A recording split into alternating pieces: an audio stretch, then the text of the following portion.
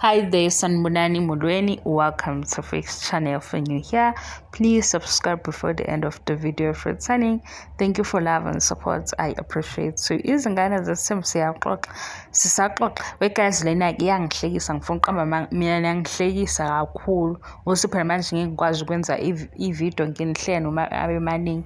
Yabo lama comments alobe ethi kwenziwa nje lokhu kwenzelwa uvuyo nobaba omncane, hayi nina, hayi kanti njani? Ubaba omncane siqala ukumthola simthole laphaya phela sisimcingi ku-social media bese ngifuna ukuchazela lento. Simthola laphaya kwizingane season 1 ethi uvuyo-ke ufonela ubaba omncane kaSibindi sathi hayibo baba omncane samfuna. Buka-ke uvuyo amazwe ubaba omncane washutha naye. Yonke into eyenziwayo manje eyenzeka kuTirelo novuyo udlulile kuyona phoba umchomela kanjani ngoba into efanayo.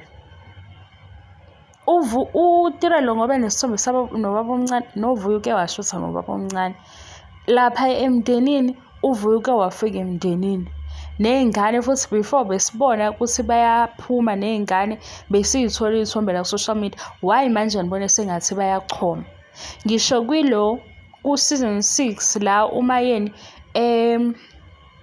eveza khona ibhizinisi lakhe ley'ngubo wayekhona uvuyo. Uthi awunakanga-ke wayekhona ukuthi nje akezange phela wazokhuluma yabo kwikhamera wathi wayichaza njengabamselekhu. Uma ubuka laphaya abamodelayo abawokhayo ney'ngubo ukhona uvuyo kuleya event. Manje nina senenza ngathi nje into eyenziwa manje yenziwe ukuthi bahlabekisa uvuyo yintsha. Yonke lento abayenza noTirelo bebeyenza novuyo khona. Manje bamchomela kanjani ngento ayaziyo ukuthi lo mndeni ukanje benza kanjani izinto zabo?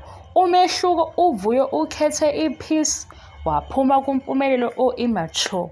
Sekuselelanayo ku-comment section la esenikhetha khona ukuthi cha ipeace aniyifuni. Nina nibona ngathi yonke into i-show off zonke lezi zinto uTirelo adlula kuzona uvuyo uphuma kuzona. Kuwukuthi-ke yena ngokwakhe ubuke ukuthi mayeqhubeka ehlala uzoshada nobani. Iloyo mbuzo omkhulu. Ileyo impendulo eshuthi wathi wayibuza yona wayibuza kaningi wabona impendulo engayitholi yalento ayifunayo. Ngoba umndeni yes siyawubona, amabhizinisi yes siyawubona, kodwa uzoshada nobani? Yabo ukuthi uzoshada nobani ila sesiqala khona sithi hayi asimuzi ukuthi ukhuluma uthini. Uyingane kwazi into ayifunayo asazi noma uyifuna manje. Yosi sekufika iminyaka emithathu ezayo akasayifuni ngoba akakazi. Kwakhona ukujula othandweni uyazi yini? Indlela yokukhuluma uyazi yini? Uready yini? Uzoshada nobani? Ileyo nto emkhiphile. Nina hayi angiyazi impilo noma-ke senilwela ukuthi akasale abeyedwa engajoli nokujola ngoba uyajola yini uzoqhubeka ajole usazogijima nje futhi umqondo wakhe hayi ade ngimlalele wegazi ngathi hayibo cha umuntu uzoyixakekisa ngempela mayezothi uyamlalela lo eze emthathe serious egxekele izinto azenza ngoba nje ayikho indaba yakhe. Yingane leya, yingane esayibhayizela. Yabo uma ingahamba yolalela ezinye insizwa ayikhuluma uzobuye sekhuluma leyo nto ekhulunywe yilezo insizwa leyo ngoba izobe isijulile. Kodwa nina manithi umndeni uyashow offer shuthi ngasekuqaleni phela bo-show off. Ekuqaleni sifuna ubaba omncane ngize ngithi mina uyena. Samthola kanjani? Samthola ngokuthi sihambe soqhathanisa iy'thombe zaSibindi siqhathanisa iy'thombe zavuyo sathola ubaba omncane. Manje hayi guys nivumelani manje uSibindi-ke enze lento uSibindi lokuganga wakhe usekwenza kini ngoba usuku nosuku nobaba omncane wakhona kade babeyenza lento. Lapha kwi-event yey'mpahla sekudliwe. Uma uyibuka leyo episode uzobona ukuthi uvuyo ukhona nolwandle bayaphaka laphaya ukudla. Akusiyinto ehlukile ukuthi sebeyenza manje ukuthi hawu bayababiza akusiyinto entsha. Lapha yasekuphakwa babekhona nje siy'ngane sey'hlangene zonke sabona ukuthi hawu nangu uVuyo ngoba sesiyamazi.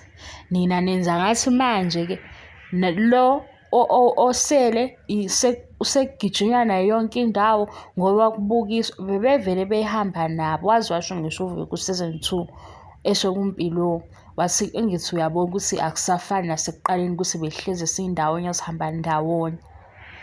Ngapha-ke umehluko uTirelo u-active ku-social media uyasikhombisa ukuthi bengikhona besihambile nabo Mpilo nabo Sne. Manje sengathi kunomehluko omkhulu.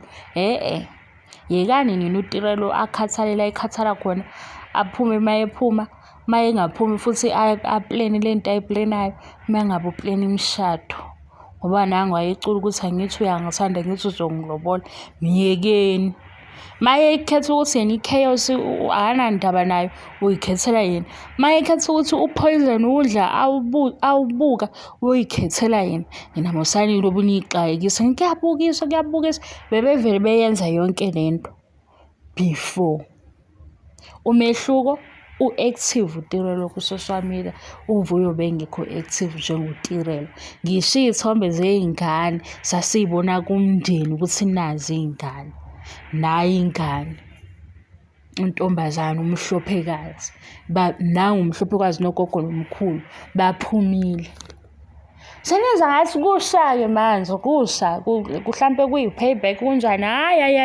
Hayi waze wayithatha uMpumelelo wanigxisha i-chaos. Yabona i-chaos uMpumelelo anayo usayifake kunini ey'nhliziyweni zenu ngoba yonke lento eniyishoyo ayikho.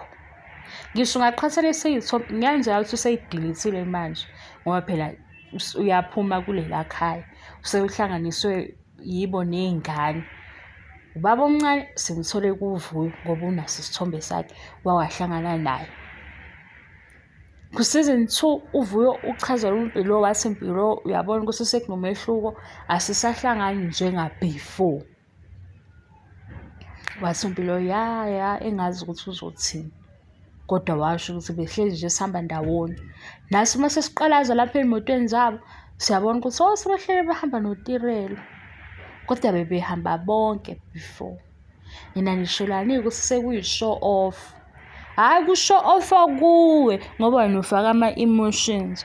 Khipha imizwa yakho lapha iy'ndaba zey'ngane lezi ziyodlula ngendlela ey'dlula ngazo. Yikho usuza kuyi-show off.